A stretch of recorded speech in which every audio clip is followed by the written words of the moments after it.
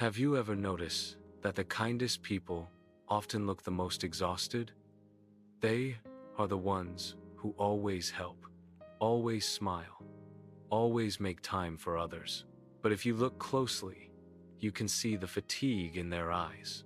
We tend to think of kindness as something purely good. We are taught to be kind from childhood.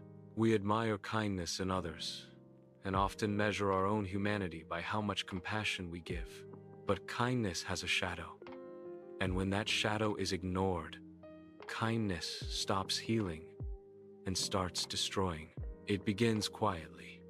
A child learns that being agreeable and easy to deal with is safe. When they suppress their own needs to make others comfortable, they are praised, accepted, loved. Over time, this lesson settles deep inside. Kindness stops being a choice and becomes a survival strategy. As the person grows older, it becomes harder to separate who they are from what others expect. They become reliable, quiet, the one who never complains. But when kindness is driven by fear of rejection, it is no longer sincere. It becomes a mask. And masks, when worn too long, begin to suffocate. These people listen to others' problems for hours.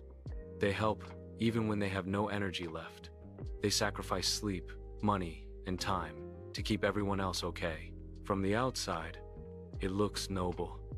Inside, there is always the same unspoken question. What about me? That question is rarely voiced because there is an unspoken rule. Kind people do not put themselves first. Psychologists call this emotional burnout, a state where someone gives too much and slowly empties themselves. Research shows that people who consistently prioritize others are more likely to suffer from anxiety, depression, and physical health problems. Kindness without boundaries becomes self-erasure. There is another, quieter side to this. When someone is always kind, people begin to expect it. They stop asking what that person wants. They stop noticing their limits. Kindness teaches the world that their needs are negotiable. The more they give, the more invisible they become. And invisibility is not peace. It is loneliness wrapped in politeness. Kindness itself is not the problem. Kindness born from fear is, there is kindness that comes from abundance, and kindness that comes from emptiness. One heals, the other slowly corrodes. When anger, exhaustion, and frustration are suppressed, they do not disappear. They accumulate. Eventually, they surface as emotional outbursts, passive aggression, or sudden explosions that shock even the person experiencing them. We like to believe that kindness protects us from darkness. In reality, kindness without honesty creates the perfect environment for it. Every time someone says yes while meaning no, they abandon themselves. And abandonment always has consequences. The roots of this lie in culture. We are taught that value equals usefulness, that love must be earned, that being agreeable is safer than being authentic. But true kindness does not erase the self, it includes it. If kindness costs mental health, joy, and vitality, it is no longer kindness. It is self-neglect disguised as virtue. Real kindness begins with oneself.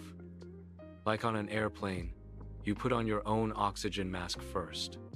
Otherwise, you cannot help anyone else. Boundaries are not coldness. They are honesty. They are an acknowledgement of limits. When kindness becomes a choice rather than an obligation, it stops draining and starts sustaining. Yes, when someone begins to set boundaries, some relationships will disappear, but only those that depended on self-sacrifice. What remains is something deeper. Kindness that does not destroy, compassion without self-loss, love without a mask. Perhaps the highest form of kindness is living honestly without disappearing for the comfort of others. Because the world does not need exhausted saviors. It needs whole, living people.